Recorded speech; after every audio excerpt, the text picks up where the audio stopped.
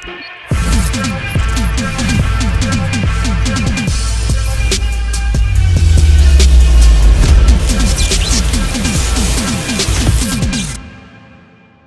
if events went differently? What if Wolverine became the ultimate weapon? Welcome back, my fellow watchers of the multiverse, to another brand new Marvel's What If episode. And in today's video, we're going to be looking at what if Wolverine became the ultimate weapon? What if Weapon X had turned Wolverine into a fighting machine? Now, from the looks of the thumbnail, you guys are probably wondering, 6-arm Wolverine, what the hell are you doing? And I cannot wait to dive into this Marvel's What If. It's a what if that I was like, imagine if Wolverine had 6 arms, like what the heck would happen? But now we're finally going to know. And again, do make sure to click that big red button, subscribe, like, share, and I'll see you in the brand new What If episode. Let's get started. Location: Blackguard Facility. James Howlett released his claws and dug both arms into the stomach of one of the rogue mutants who had recently killed Professor Adrian Thornton in an attempt to kidnap him. The mutant was a waste of body modification to him. Howlett knew that the Blackguard organization wanted him and felt guilty when Thornton was attacked, just to get more information about him. He had some knowledge about their work, and they had already captured some of his colleagues. He felt a bullet hit his head and bounce back, followed by a string of bullets hitting his body. All the bullets hit the strong covering of his body, and he fell to the ground. He turned and walked towards the security personnel who were firing at him, hidden behind shields. He walked up to one as the other fired multiple rounds at him. Howlett collected the gun, then pointed it at the rest. He groaned as he fired multiple rounds of bullets at the officers. Some were able to escape and others were killed. When Howlett looked around and saw no one in the area, he looked for a way out of the area because he had a target in mind. He was here for the director of the Blackguard Operations Center. He walked towards the sign where he saw the staircase and walked up to the staircase. He was looking for the founder of Blackguard and knew that the only way to get to that person was to get a hold of one of the top directors at this operations center, who had gone into hiding as soon as he started attacking the facility. Howlett's anger did not let him stop and think about potential dangers, and he felt indestructible. When he arrived at his designated floor, he walked through the office rooms and saw it empty. Chairs were scattered and some papers were on the ground, which told him that the staff there left in a hurry. However, he was sure that the director did not leave the building and was expecting attempts to be made to capture him. Then he walked to the office of the director in charge. Even though he did not expect to see anyone, standing there with a suit and bright smile was the director. The director called out his name like he invited Howlett to a meeting, and he was glad to meet a business partner. Howlett told him that he was never going to kill him, and the director laughed. The director went on to say that there will be no killing today, and invited Howlett to chat with him. The director told him that the government did not have good plans for them, as they thought. The director told him that Weapon Plus wasn't the apex of the program plan that was uncovered. He also said that there was a hidden plan amongst top government officials in some part of the CIA that Howlett did not know about. Howlett responded by saying that the director lied, and the director took a seat and motioned to Howlett to do the same. Just then, James realized he had been talking for too long and tried to get closer to the director. The director brought out a big handcuff made of adamantium and flinged it to Howlett's eyes. He said that there was no escaping, and he just wanted to have a conversation with James because he had a job he needed Howlett to carry out. However, James picked up the cuffs from the table and flung it out of the window. which caused the glass to break. Before Howlett could take the next step, he felt vibrations like shockwaves all around his body and was shocked to see himself wrapped in a chain made of adamantium. He heard the whirling of a device and was shocked to see Shiva in front of him. The director laughed and said that he tried to do things the calm way and have small chat. As they dragged Howlett away, he tried to wiggle out of the chain, but it didn't work. And the director said that Howlett should relax because they had a long process ahead. By the time that he woke up, he realized that his body felt heavier than before. His shoulders and upper body felt sore. He was standing inside an upright, transparent tube, and Shiva was moving around like a mother on duty. James didn't know that he had become different and couldn't remember anything about himself. He had flashes of combat, but that was all his mind gave him. The director appeared in front of him and said that they would have a little chat. He said that he never understood why God gave man 2 hands, when he could have asked man the number of hands he would need. As soon as he said this, Howlett looked at his hands and realized why he felt heavier. He had 4 more arms, attached, 2 in front and 2 at his back. With the aid of virtual reality, the director opened up a screen in front of him and put the body of the Hulk on display. Let me introduce you to Bruce Banner.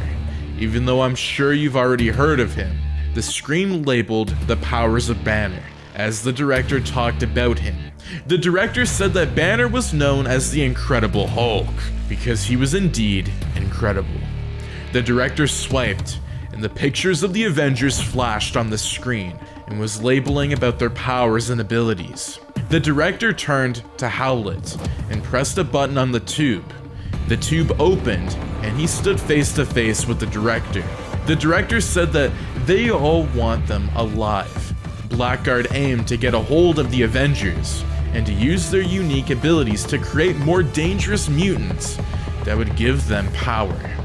The director repeated that they must be brought in alive, no matter what.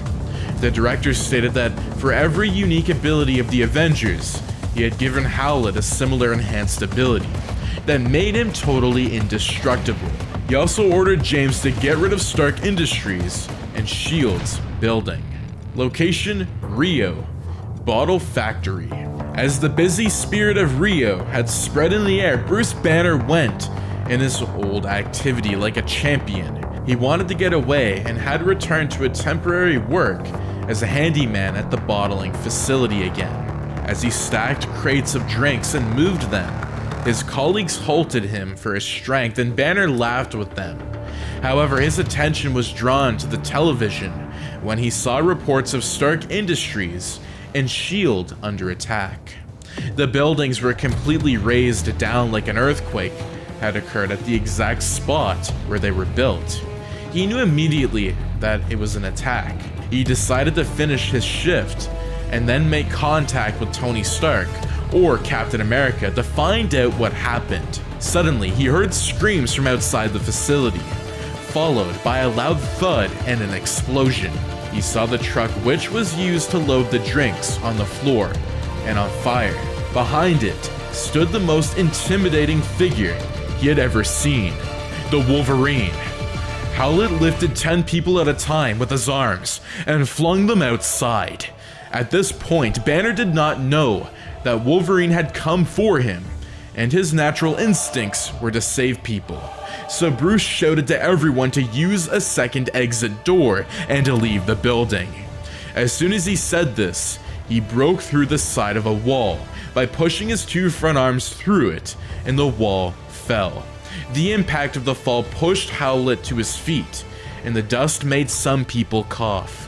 When Banner saw Howlett had lifted a baby with his arms, he ran towards him. Without thinking, his appearance changed into the Hulk. He yanked the baby from Howlett's arms and took a large leap to the ground. When Howlett saw Banner as the Hulk, he was excited and extended his arms at the Hulk as it was trying to land the child safely. His 2 front arms pierced through the shoulder of the Hulk, and he used his left side arm to hit the cheek of the Hulk from behind. The Hulk staggered, but was able to drop the baby safely. Then he used his hand to try and pull the front arm of the Wolverine from his shoulder. However, the two front arms of the Wolverine were so powerful that the Hulk wondered what the thing was. Eventually, the Wolverine yanked his arms from Bruce's shoulders and used his right side arm to hit the Hulk in the groin. The Hulk staggered and took a big leap backwards but didn't fall. The Hulk gained his strength and ran towards the Wolverine, hitting him with his right arm across his chest area. However, the Wolverine used his arms as a pillar and didn't stumble. The Hulk took a big leap and tried to jump on the Wolverine's head in order to push him down, but the Wolverine projected his back arms up, and the Hulk's foot pierced through the arms of the Wolverine. Hulk groaned in pain and fell to the ground, while the Wolverine yanked his arms from the Hulk's foot. Some locals and staff at the bottling company started recording it, and some were asking what kept the local police. Just then, sirens were heard in the distance.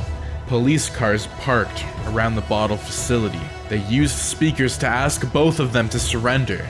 At this point, the Hulk wasn't bothered about the police custody or the trending videos. He was wondering why he was losing his strength. It couldn't be because of the bleeding from the ground where he was laying.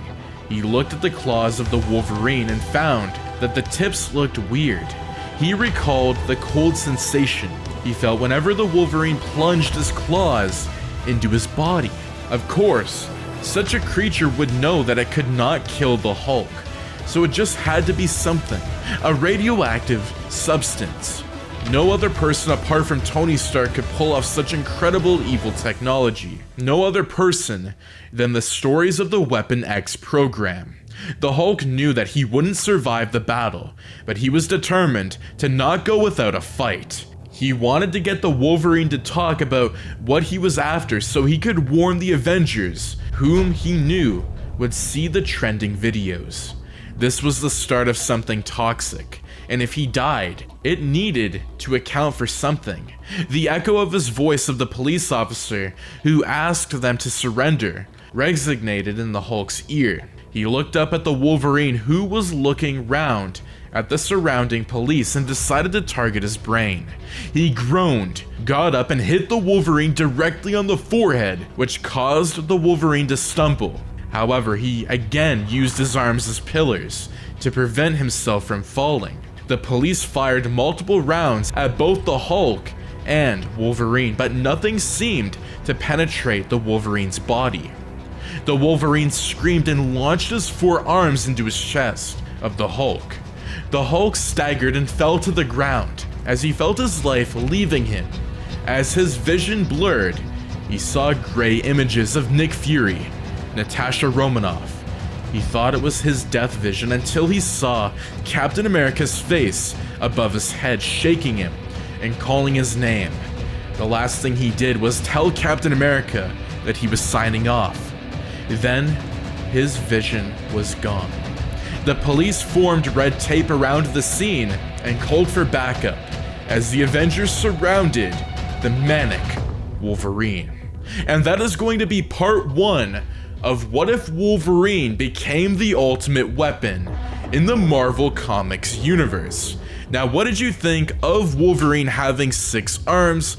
The story's just getting started, but that being said, do make sure to subscribe, like, share, and turn those notifications on so you and your friends are all up to date with the latest content. Thank you so much for tuning in, and I'll see you in the next video. Take care and have a fantastic day. Peace out.